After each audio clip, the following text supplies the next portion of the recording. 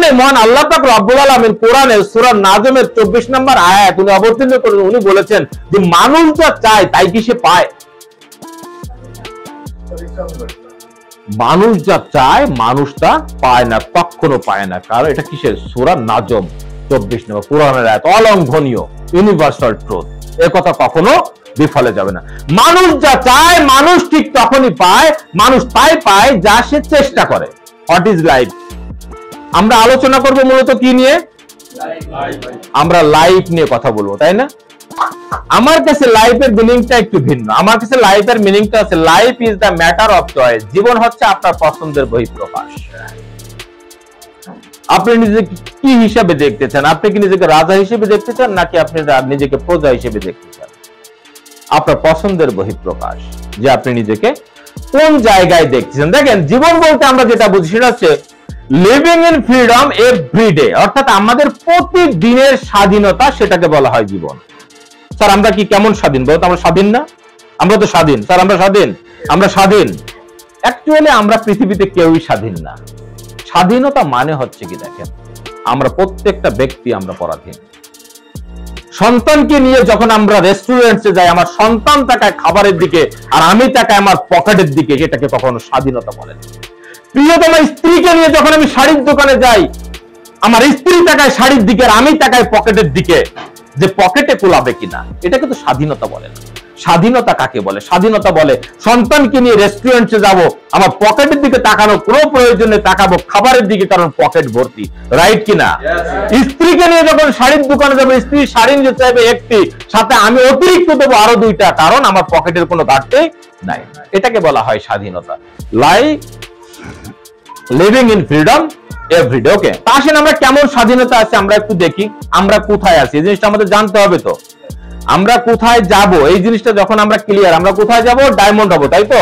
কি হব আমরা? ডায়মন্ড হব। বাট আজকে আমাদের পরিস্থিতি কি, এই জিনিসটা তো আমাদের একটু জানা দরকার, রাইট কিনা?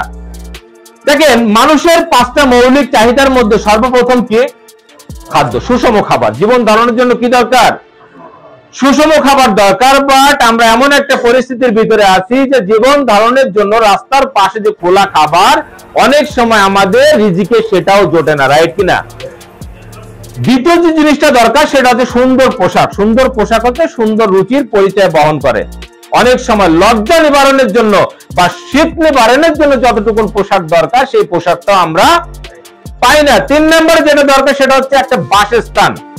আমাদের প্রত্যেকের কি থাকবে? সুন্দর একটা বাসস্থান থাকবে। সারাদিন কর্মক্লান্ত হয়ে আমরা যখন বাড়িতে ফিরবো, এরকম সুন্দর একটা ঘর থাকবে, বাড়ি থাকবে, যেখানে গিয়ে আমরা কি করব? আমরা রিল্যাক্স করবো। বাট বেঁচে থাকার জন্য মাথা গুজার যে ঠাইটা দরকার, অনেক সময় আমরা সেটা থেকেও বঞ্চিত। ঢাকা শহরে যারা থাকেন তারা তো জানেন, যারা থাকেন না তারা আপনি দেখবেন সকালবেলা হাঁটতে হাঁটতে রেল লাইনের পাশে যাবেন, পাশে গিয়ে আপনারা দেখবেন যে মানুষ রেল লাইনের পাশে কিভাবে ঘুমাচ্ছে। ওকে, আচ্ছা, পরবর্তী যেটা দরকার সেটা হচ্ছে আমরা প্রত্যেকে চাই যে আমাদের সন্তানরা এরকম সুন্দর একটা স্কুলে পড়াশোনা করুক। চাই যে আমাদের সন্তানদেরকে কি করবো? এরকম সুন্দর একটা স্কুলে পড়াশোনা করবো। বাট অর্থনৈতিক জন্যতার কারণে গ্রামের ছোট্ট একটা পাঠশালাতে আমরা কি করতে পারি না, আমরা আমাদের সন্তানদেরকে পড়াইতে পারি না। যে বয়সে একটা সন্তানের স্কুলে থাকার কথা, সেই বয়সে আপনি রোডে গিয়ে দেখবেন অনেক ছেলে এরকম রিক্সা চালাচ্ছে, অনেক ছেলে ময়লার গাড়ি টানতেছে। যেই বয়স দেখেন একই বয়স, এই বয়সের একটি মেয়ে স্কুলে যাচ্ছে, সে ময়লার গাড়ি টানতেছে। It's not joke, it's not fun. এটা কোনো কৌতুক না, এটা কোনো মজার কিছু না। ভাববেন না যে আমি কাউকে অভিনয় করিয়েছি, অভিনয় করে তাকে যে ছবি তুলছি। এটা বাস্তব কথা, রাইট কিনা? এটা একটা বাস্তব কথা। এই হচ্ছে আমাদের বাংলাদেশের অবস্থা। আমরা চাই সুস্বাস্থ্যের জন্য সুচিকিৎসা, এটা আমাদের মৌলিক অধিকার, রাইট? মৌলিক অধিকার যে আমরা যখন অসুস্থ হব, আমাদের সন্তানরা যদি কখনো অসুস্থ হয়, তাহলে আমরা কি করব? উন্নত চিকিৎসা নেব। বাট বেঁচে থাকার জন্য ন্যূনতম যে স্বাস্থ্য সেবাটুকু দরকার, সেটা থেকে কিন্তু আমরা অনেক সময় কি হচ্ছে? আমরা অনেক সময় বঞ্চিত হচ্ছি। ইয়েস, দেখেন আমরা কেন বঞ্চিত হচ্ছি আমরা একটু দেখি।